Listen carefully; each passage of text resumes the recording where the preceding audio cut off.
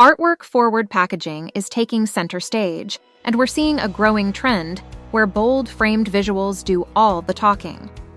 With sections of the packaging left minimal and clean, brands are letting carefully curated artwork or photography shine, turning boxes into tiny canvases.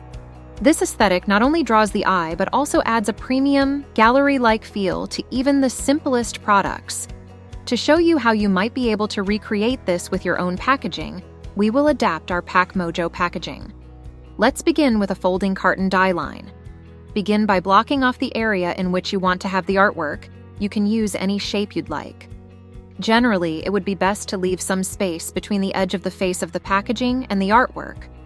If you do want the edge of the artwork to line up with the edge of the packaging side, do note that the printing process will lead to a chance that the artwork will bleed onto the other face, or not exactly meet the edge.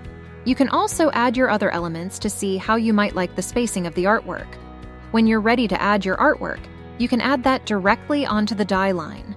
In our case, we would like to turn this photograph into artwork that can be used for the packaging.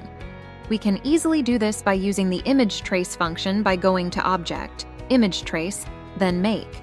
Then open the Image Trace menu by going to Window, and then Image Trace.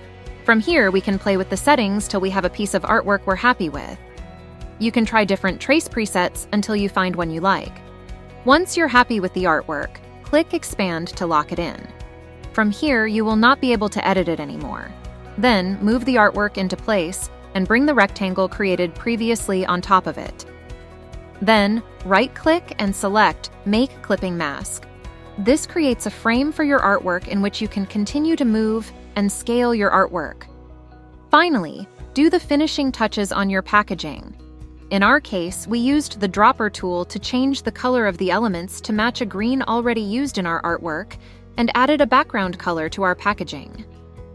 Just like that, you're able to create your own gallery artwork style packaging.